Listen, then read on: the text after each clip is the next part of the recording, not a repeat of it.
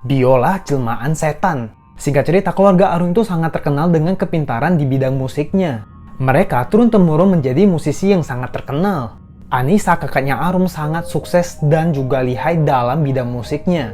Sedangkan Arum sama sekali tidak bisa memainkan alat musik satupun. Ia selalu diomelin dan direndahin sama keluarga sendiri.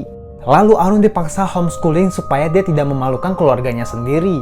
Arum pun mencari cara agar dia bisa berbakat seperti keluarganya.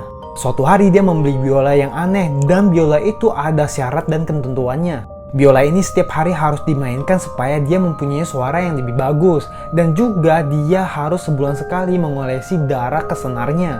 Kakaknya masuk ke kamar dan memarahi Arum karena udah membeli biola baru. Arum pun tidak sengaja mendorong kakaknya hingga tangan kakaknya itu berdarah. Dan kalian tahu nggak apa yang udah terjadi? Lanjut part 2, Biola Jelmaan Setan part 2. Kakaknya masuk ke kamar memarahi Arum karena udah membeli biola baru. Lalu Arum tidak sengaja mendorong kakaknya hingga tangan kakaknya berdarah. Karena tangan Anissa berdarah, dia tidak bisa tampil lagi, tapi Arum menawarkannya agar bisa menggantikan kakaknya. Awalnya orang tuanya itu ragu, tapi Arum berhasil meyakinkan mereka.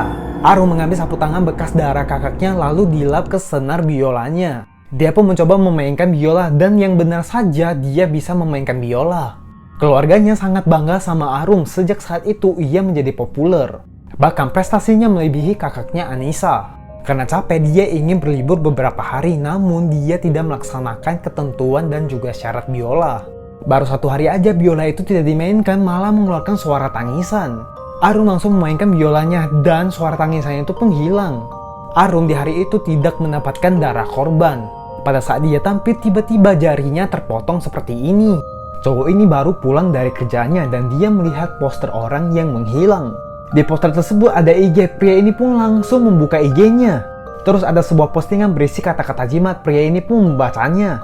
Sesampai di rumah ada ojek yang mengantarkan makanan, tapi ojek tersebut tuh heran kalau mukanya itu perempuan tapi suaranya itu laki-laki. Ia pun heran dengan reaksi ojek tadi, dia pun melihat kaca, ternyata mukanya itu udah berubah perempuan yang di poster tadi. Dia pun bergegas mencari foto orang tadi, tapi tidak ada, malahan ada fotonya sendiri. Ia pun keluar untuk memastikannya lagi.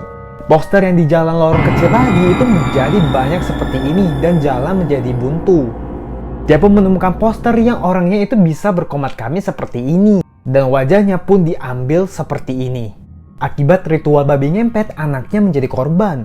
Berawal dari cerita keluarga ini tuh sangat miskin, bahkan untuk makan aja susah. Bahkan Joko rela tidak makan selama 3 hari demi anaknya. Di tempat kerja dia diberikan uang sama temannya. Disinilah temannya memberitahu agar cepat kaya, dia harus pergi ke Mbak Mijon. Singkat cerita, dia pun pergi ke tempat Mbak Mijon untuk merubah nasibnya. Jadi Joko itu harus ke salah satu desa yang ada kuburannya untuk bertapa. Hingga ia bertapa ke 18 hari, seekor babi muncul dan memintanya untuk melakukan ritual. Tapi ia harus memberikan tumbal selama 1 tahun sekali. Joko pun menyetujuinya, ia pun langsung menguasai ilmu babi ngepet tersebut, lalu ia melancarkan aksinya. Joko pada saat dia menjadi babi, ia tinggal menggesek badannya ke tembok rumah orang, dan barang berharga akan berpindah ke rumahnya. 1 tahun kemudian kondisi keuangan pun semakin baik, tapi si Joko lupa nih akan tumbalnya. Dan pada akhirnya anaknya pun menjadi tumbal dari aksi babi ngepetnya.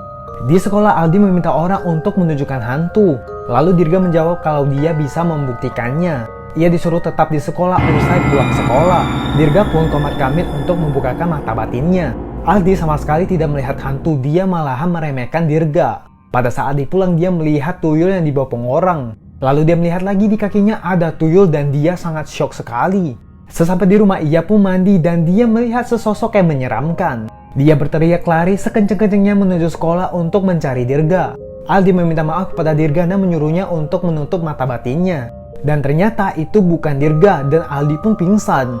Dirga pun sedikit menertawakannya dan dia bilang kalau dia itu tidak bisa menutup mata batinnya akibat penglaris makanan. Edo mempunyai warung makan dan penjualannya cukup bagus. Tapi dia merasa tidak cukup karena dia mau sekolahkan anaknya ke tempat yang elit. Dia pun mencari cara agar warungnya itu ramai. Edo pun meminta rahasia sukses dari temannya. Di sini temannya itu kelihatan sakit-sakitan dan si temannya pun memberikan rahasianya. Edo pun langsung pergi ke tempat yang dimaksud temannya. Singkat cerita, Edo pun menyetujui kalau setiap bulannya dia harus memberikan 2% kepada suhu wow. 1 bulan kemudian warung Edo viral. Lalu Edo tidak mau memberikan 2%-nya kepada Suhu Wow. Malam hari itu dia pun dihantui sama jin lidah panjang karena dia tidak mau membayarnya. Mau nggak mau Edo lalu membayarnya. Seminggu kemudian pelanggan sering melihat makhluk lidah panjang. Akhirnya warung Edo menjadi sepi. Edo pun mencari bantuan kepada Pak Kiai dan Pak Kiai menolongnya. Edo pun meninggalkan perbuatan seperti itu. Tidak lama kemudian warung Edo ramai kembali, tapi jin lidah panjang membalaskan dendamnya dan anaknya meninggal. Asal usul hantu Hanakosan. Hanakosan adalah hantu perempuan berambut pendek yang memakai rok merah. Ia sangat ditakuti sama anak-anak di Jepang. Untuk melihatnya, kalian tinggal pergi ke toilet sekolah dan mengetuk pintunya sebanyak 3 kali. Jika ada Hanako, ia akan menjawab. Ada juga yang bilang Hanako akan muncul dengan tatapan yang kosong. Namun dia juga akan menarik orang dan menguncinya di dalam WC. Dulunya Hanako itu adalah seorang anak yang sangat pendiam. Ia bunuh diri di toilet sekolah karena sering dibully sama teman-temannya. Anak kecil ini diadopsi sama salah satu keluarga. Ia bernama Esther. Setelah diadopsi, dia selalu bikin masalah dan juga suka adu domba. Bahkan dia juga sengaja mengintip ayah dan ibu angkatnya lagi skidi papap. Dia juga membunuh salah satu suster di panti asuhan agar identitasnya itu tidak bocor. Dan lebih parahnya lagi, dia menggoda ayah angkatnya. Cerita selengkapnya ada di YouTube aku, kalian bisa klik di sini. Asal-usul hantu muka rata. Pada suatu hari ada seorang pemuda yang mau keluar sama temen-temennya, tapi ibunya khawatir, jadi dia suruh ayahnya untuk menemaninya. Namun ia malah memaki ayahnya. Ayahnya yang mendengar ini pun langsung marah dan tiba-tiba jantungnya itu sakit. Ia ketawa dan syukurin ayahnya. Ia pun pergi meninggalkan orang tuanya, padahal ayahnya itu sakit hendak ke rumah sakit. Ternyata dia pergi balapan liar pada malam itu. Saat dia lagi balap-balapan, ia pun ditabrak sama kereta. Di rumah sakit ibunya lagi menjaga ayahnya dan dia tiba-tiba muncul dan ibunya kaget dong. Sejak saat itulah hantu muka rata mulai menghantui orang-orang. Awal mula bakso setan. Singkat cerita, ada seorang pedagang bakso yang ke dukun untuk mewariskan dagangannya. Dukun berkata cukup memasukkan tali pocong ke dalam bakso. Dalam beberapa minggu kemudian dagangannya itu sangat ramai sekali. Kemudian ada salah satu pelanggan yang menemukan tali putih yang mirip dengan tali pocong. Dia pun kaget. Semua orang memuntahkan makanannya dan dia pun dikejar. Saat dia panik lari, dia pun ditabrak sampai kepalanya copot. Resiko dari pesugihan ini, si pelaku tidak akan meninggal dengan tenang. Dia pun menjadi hantu pedagang bakso yang menghantui di daerah sekitarnya. 3 ekor tikus ini menemukan besi dari botol minuman. Tapi tiba-tiba aja tikus spesies lain langsung menyerang mereka. Mereka pun lari sekencang-kencangnya.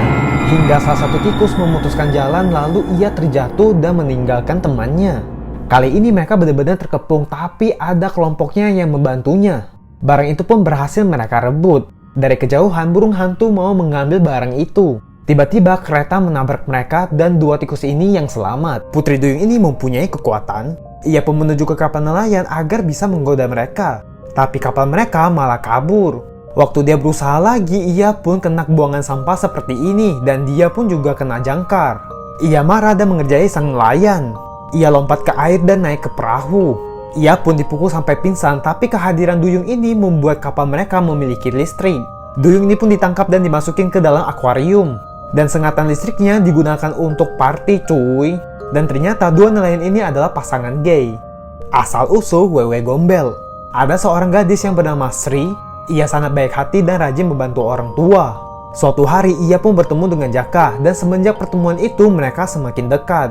Jaka pun mengenalkan Sri kepada ibunya, tapi ibunya menantang hubungan mereka karena statusnya. Agak lama kemudian mereka pun melangsungkan pernikahan mereka. Setiap hari Sri itu mendapatkan hinaan dari ibunya. Awalnya keluarga mereka itu sangat harmonis. Tapi semenjak Sri tidak berkunjung hamil, Jaka mulai kasar nih karena teman-temannya itu menganggapnya itu tidak perkasa.